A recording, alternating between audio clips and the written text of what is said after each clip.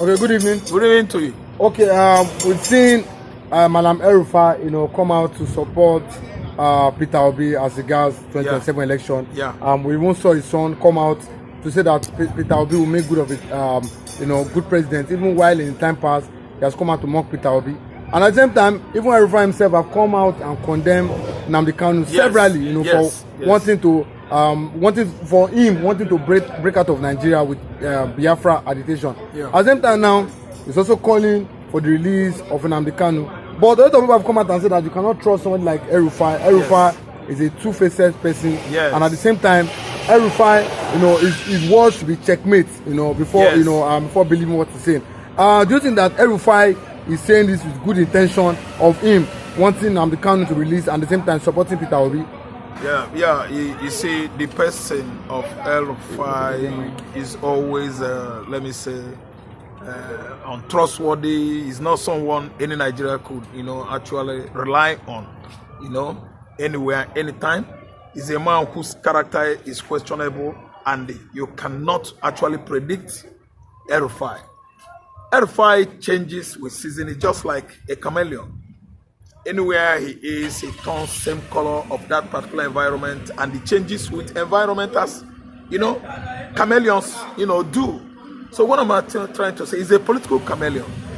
Elrufai should not be relied or trusted by Obi camps. The obedient should actually focus on Obi now if actually they want to work on Obi to know how to handle Nigeria if Obi happens to win another election and Tinubu hijack it. What the obedient should be doing now is on how to handle Nigeria. That's the better suggestion. It's not a question of vehemently, largely standing by Obi. At the end of the day, Nigerian government risks election under the watch of Bola Ahmed Tinubu, and at the end of Obi will just fizzle out. As a coward he is. As we look at, consider me, I'm Ralph. I don't trust Obi anymore because we worked hard in the last presidential election. At the end of the day, God actually helped us to carry the day. But you find out that Obi, as a coward and intimidated Igbo man he is, he could not pursue what God has given him. How do you want him to pursue it? No, listen good now. There are various countries in Africa that an opposition won an election. Someone sat on it, and the person that won the election said no and moved for it. Look at what happened in Kenya. Do you think that Ruto just come to to limelight in Kenya as a Kenyan president just on a platter of gold? Actually, Ruto worked hard before they could actually allow him, the ruling party, to rule, to be Kenyan president, presently. He worked hard. There are many valleys, rivers to cross before you actually access to success. Yeah, before you could get access to success, you must, cross many rivers, many mountains, valleys, before you could actually get there. Listen good. Rome, the ancient city of Rome was not built in a day. It takes time, very heinous time, very strenuous time to achieve anything really worthwhile. That's why I'm suggesting that Obi should be, well prepared, his camp, as we are obedience behind him, all should be with him. So that if Tinubu plays his game again, we Nigerians, obedience, Obi himself could say, Obi, Tinubu, enough is enough. No, you didn't win. The judiciary, the INEC, if actually decide that all of them, should be chased away. We'll be chased away out of Nigeria. We are going to come up against them. Because if I know that this administration presently is an Obi administration. It is not Tinubu's administration. Obi outrightly beat Tinubu in Abuja. 68%. Tinubu scored less than 25. Tinubu scored less than even 15. In Lagos State, Tinubu, APC, they rigged to rig labor out now. Because we have large numbers of Igbos and other ethnic nationalities, even Yoruba, did not vote for Tinubu. So what are we saying? Before you could grab this position, highly exalted position in Nigeria, at Aso Rock, you must prepare well, money-wise. Other mechanisms should be put in place for you to make it to Asurok. So what I'm trying to suggest is Obi should not be that boy. Obi is a boy. Obi is a boy. No. You want him to be Obi, violent no. or aggressive? A man is not a violent man. A man is not a violent being. A man is a gentle being that plans well all around his family to be conducive for him and his wife and children. That is what we call a man. A man isn't a violent being. If you get the vision of a man or husband is the head of the family. The man of Labour Party is the head of the Labour Party family. He should prepare his family well to make sure that security is there, to make sure that food is there, to make sure that protection, either divine, spiritual or physical, is there. So what I'm trying to suggest here is that Obi shouldn't be fizzling out. You know, check anytime there is trouble. If anytime trouble there is, Obi must learn to what? Weather it. Control it. Yes, storm is trouble. You can see what Arukeli says in his music. I don't understand. I believe I can fly, you know, storm is over and the rest, so on and so forth. So what I'm trying to say is that anytime storm comes, someone that is head of the family should know how to weather the storm. So Obi should prepare financially, that is physically, as in physical catch, to protect his house. The house I mean is the obedience and all the accolades that make up Labour Party. We see how we've actually seen in the past how Labour movement started from a particular region that is not even in the southeastern Nigeria. I mean the former midwestern region of Bendel State. A woman that lives in either Italy or Spain actually commenced the mighty force that has translated into obedient movement today. It is from a woman, a Benin woman. And it could be that Obi gave Labour movement supporters all these benefits, supports, you know, needed. I think Tinubu would have been on the run by now. Then INEC chairman nowhere to be found. Look at Mahmoud Yakub, nobody. He is nobody.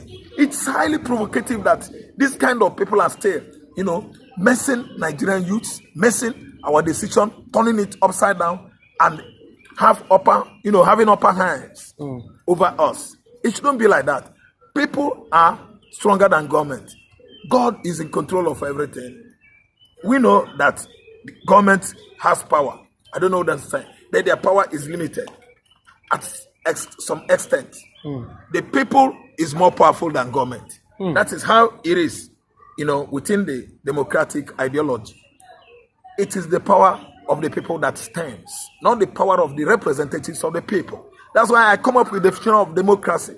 Democracy shouldn't be government of the people, by the representatives of the people. No, it is government of the people. I don't know what I understand. And the people controls the government and give the government impetus to stand by supporting government. And anytime the people, you know, as a pivot of democracy, releases their grip or hold, what you can see is government falling like a pack of cards. Yeah, pack of cards. So what I'm trying to suggest is that we are the labor men. We are the obedient union or group which should be given that kind of support by equip the obedient agents, equip the obedient supporters, so that at the polling unit, obedient supporters, obedient agents will be there all around the polling units, so that if any intimidation comes up, Akwasia, Macho Akwasi. It's not only when you get to every polling unit, you see this one drinking Igbo, drinking Kolos, drinking Kai everywhere, and they are all APC intimidating all the obedient agents. And that was what actually transpired in the last presidential election, which actually, you know, made the APC, you know, miscreants to take over Lagos State. You were actually saying that no matter how they rig it, they could not rig Obi out in Lagos State. So Obi actually has made history in the Southwest for being the second person ever that has won an election in Southwestern Nigeria after the record that Dr. Nnamdi Azikiwe actually, broke in 1953. For winning the election here, Awolowo now team up with all his brothers. Coalition force actually edged Zeke out. But Zeke outrightly beat Awolowo in Southwest.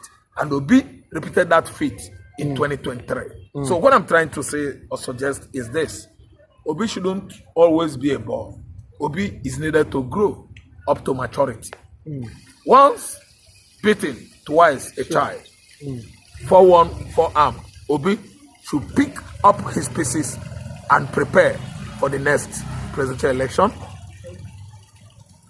2027. Okay, but looking at the landscape of things going on present in Nigeria, do you not think that if we don't coalesce with the likes of Atiku and Elrufai, do you not think that Tinubu we have that free will to and Yakubu to rig another to rig the election again? I think because if you calculate with it, I think it's Yakubu Mahmoud is no longer relevant. There are criticism coming from but see the current INEC chairman. No. It's going to be removed. It's not going to be there. Don't you know that? No. They can never. So they if can never allow not trust him to remove him. No, I'm telling you the fact.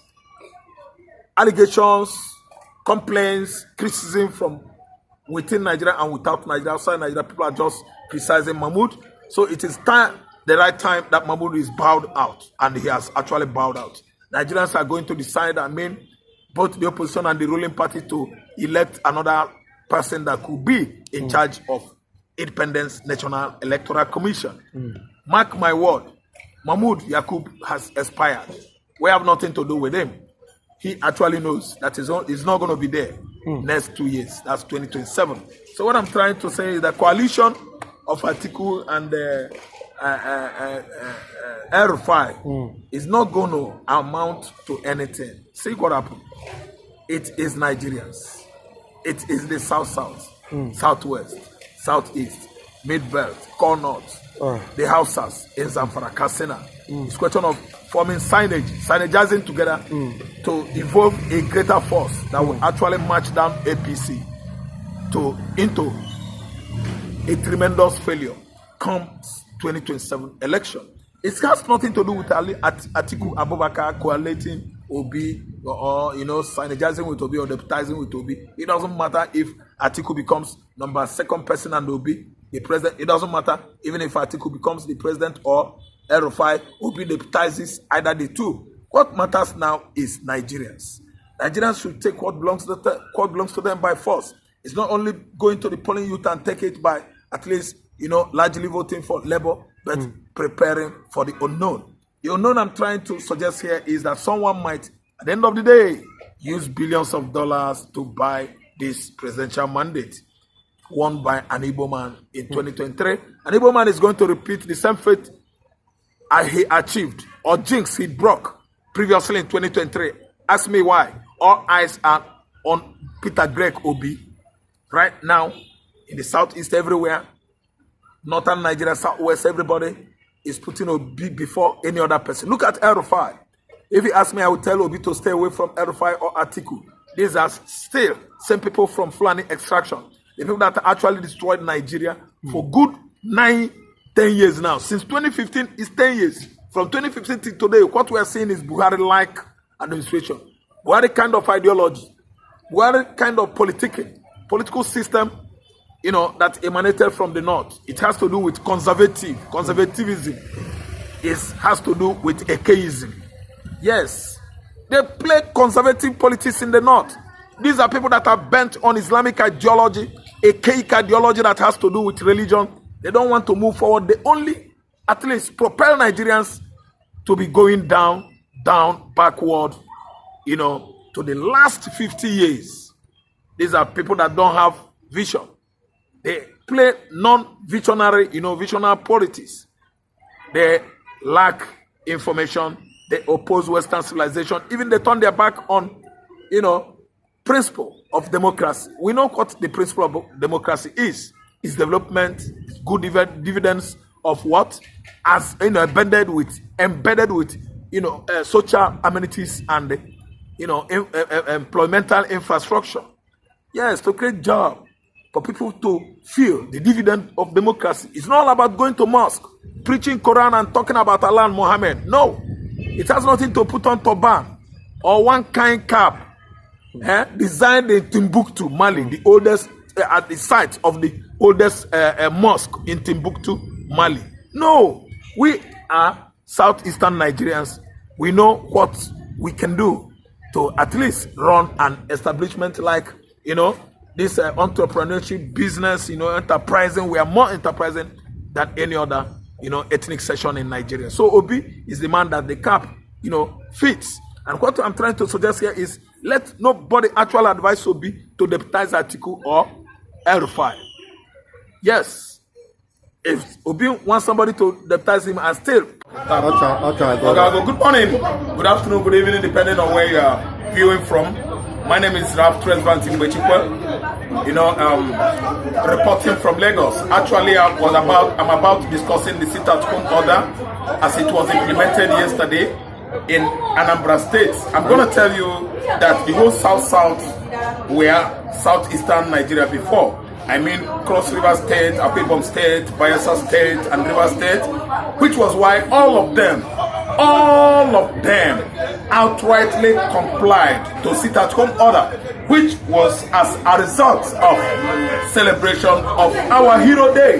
The Hero Day is Biafra Day. It was 30th May 1967 that Ojukwu actually announced declaration of independence of Federal Republic of Biafra, which has currently been translated into United States of Biafra. It is a welcome development that Igbos all over East Central State of Nigeria formerly, right from Plateau State, Benue State, some part of Kogi State, with all the so-called geopolitical South zones. They all complied yesterday, sitting at home, celebrating our past heroes as a result of the Nigerian Biafran Civil War of 1967.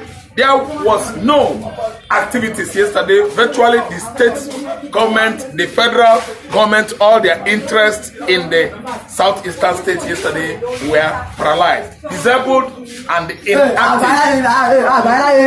So actually, we complied to the sit-at-home order yesterday, virtually in and outside Igbo states. In Alaba yesterday, in Trade Fair, in Idumota and Balogu, it was as usual. Many of them complied, and I did not expect the Holy Igbos outside Igbo land to comply. The Holy Igbos outside Igbo land are complying in spirit, praying for the Southeasterners who actually were observing sit-at-home yesterday. Some persons were asking questions. Why is it that the Holy Igbos in diaspora, global Igbos, did not comply? I was laughing because I was on social media yesterday. The whole Tokyo, the whole Igbos in Tokyo, the whole Igbos in New Delhi, the whole Igbos in Washington, USA, the whole Igbos in Brazil, the whole Igbos in Argentina, the whole Igbos in Central America, they all complied as sit-at-home order, which was celebration of declaration of Biafra 58 years ago. It was a gala at Alaba axis and the Ladeko axis of Lagos. Of course, those two markets are 95% Igbo. They complied, actually doing their business, thereby celebrating. Some are mourning. All of them virtually, let me say 75% were, celebrating Biafra Day. It was a celebration gala yesterday, internationally and locally. The Igbos were grieving yesterday over their loved ones, their fathers, their mothers, their uncles, their nephews that actually lost their lives during the war. It was actually very, very appropriately, cooperated, successfully yesterday. People complied, people cooperated, The agitation we embarked into since 1970 is coming to materialize this time around. With declaration of independence of Biafra in Lati, faraway Finland, we have come out with our constitutions, our various embassies, our various outlets and other establishments, even our constitutions, as I said, were written just some, 3 weeks ago. I'm telling you that we are getting there. And with the victory and the court appearance, day before yesterday and 3 days ago, Mazen Nandekano actually asserted the Nigerian legal, team under Omolo, I think, yes, anyway. And they were, beginning to mock themselves. Why? The witnesses coming forward to the court are coming with concrete witnesses, testimonies that we are not backed up with documents. When you are coming to the court to testify against somebody, you must make sure that you come with document-backed evidences or testimonies. You can at least have videos or audio to actually indicate you are saying the truth. But based on what has actually transpired in the court, all the witnesses that transpired, they were all masquerading around, putting on masks, meaning they are hiding their personalities and identity. When you are saying the truth, why must you hide your faces? Your faces, you should make it known for everybody to understand that you are actually saying the truth. But today, Mazi Nnamdi Kanu, the justice himself, James Omotocho, has actually given it to Nnamdi Kanu. Then Kanu was wrongly accused, wrongly charged by federal government, who has not actually prepared well to come forward with their witnesses. All the DSS, they actually denied they are not DSS outside the court and within the court. So tell me, which one are we going to believe? Clear conscience fears no accusation. When you are coming forward with solid, cogent truth, to nail somebody and accuse, you don't need to cover your face. You don't need to put on mask. You should open your face. Let people see the man you are, and let people know